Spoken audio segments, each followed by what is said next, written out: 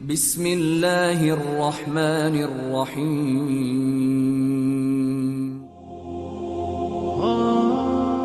پرانے وقتوں کا ذکر ہے۔ بصرہ عراق کے ایک شخص نے حج کا ارادہ کیا، جس کے لیے اس نے دن رات محنت مزدوری کر کے حج کے لیے اپنا زاد راہ اکٹھا کیا۔ آج کل کے دور کی طرح اس وقت بھی لوگ قافلوں کی صورت میں حج پر روانہ ہوتے تھے۔ قافلے کے افراد کو جمع کرنے کے لیے ایک انتظار گاہ بنائی گئی تھی جو اس کے گھر سے کچھ ہی دور تھی۔ روانگی کے روز یہ شخص اپنے گھر والوں سے وداع لے کر نکلنے لگا تو فرتے جذبات میں سب کے آنسو نکل آئے اور سب نے اسے اپنی دعاؤں اور نیک خواہشات کے سائے میں رخصت کیا۔ اس شخص کے گھر اور قافلے کے انتظار گاہ کے درمیان ایک جنگل پڑتا تھا۔ یہ شخص تیز تیز قدم اٹھاتا جا رہا تھا کہ جنگل سے کچھ پہلے ایک گھر سے اچانک کسی خاتون اور بچوں کے رونے کی آواز نے اسے چونکا دیا۔ ان آوازوں میں اتنا درد تھا کہ اسے رہا نہیں گیا۔ وہ گھر کے قریب پہنچ کر کان لگا کر کھڑا ہو گیا تو اس نے سنا کہ وہ خاتون رو بھی رہی تھی اور ساتھ ہی ساتھ اپنے بچوں سے کہہ رہی تھی، بیٹا آج میرے پاس تمہیں کھلانے کے لیے کچھ بھی نہیں ہے۔ جو کچھ تھا وہ کل رات کو ہی ختم ہو گیا تھا اور بچے بھوک اور پیاس کی شدت سے مسلسل بلک بلک کر رو رہے تھے۔ ایک طرف قافلے والے اس کا انتظار کر رہے تھے اور دوسری طرف ایک بھوکا خاندان کسی غیبی مدد کا منتظر تھا۔ یہ شخص شش و پنج میں مبتلا ہو گیا۔ آخر آسمان کی طرف نگاہ کر کے ہاتھ بلند کرتے ہوئے اللہ سے گویا ہوا، یا اللہ آج میں عجیب دوراہے پہ کھڑا ہوں۔ ایک طرف تیری عظیم عبادت ہے اور دوسری طرف یہ بے بس خاندان۔ نہ میں تیری عبادت چھوڑنا چاہتا ہوں اور نہ ان لوگوں کو اس حال میں چھوڑ سکتا ہوں۔ تو ہی رہنمائی کر، میں کیا کروں؟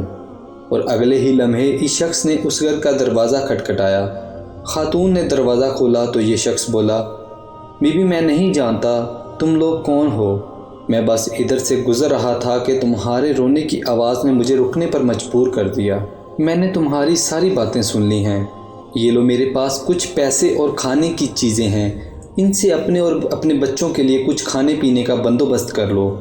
وہ خاتون اپنے جذبات پر قابو نہ رکھ سکی اور روتے ہوئے بولی، اے اجنبی پچھلے دنوں میرے شوہر کا انتقال ہو گیا تھا، تبھی سے ہم پر مصیبتوں کے پہاڑ ٹوٹ پڑے ہیں۔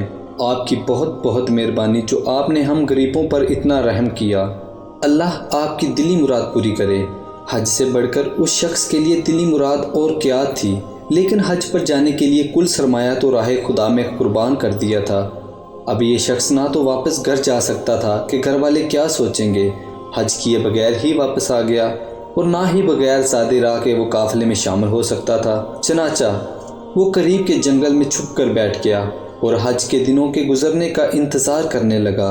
کچھ دنوں کے بعد جب حج کے دن گزر گئے اور اس کے قافلے کے لوگ جنگل کے راستے اپنے اپنے گھروں کو جانے لگے تو یہ بھی چپکے سے ان میں شامل ہو گیا۔ تبھی ایک شخص اس سے مخاطب ہوا اور بولا، جناب حج مبارک ہو، میں نے آپ کو فلاں جگہ آب زمزم پیتے دیکھا تھا۔ پھر کچھ دیر بعد ایک اور شخص بولا، میں نے آپ کو سعی کرتے دیکھا تھا۔ ایک اور شخص بولا، میں نے آپ کو طواف کرتے دیکھا تھا۔ غرض کہ ہر حاجی اس کی حج کے موقع پر موجودگی کی دلیل دینے لگا۔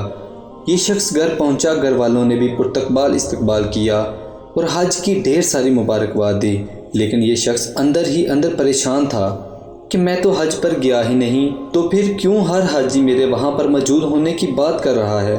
ظاہر سی بات ہے حج سے واپسی پر کوئی حاجی جھوٹ تو نہیں بولے گا، لیکن ماجرا آخر کیا ہے، یہ سمجھ سے باہر ہے۔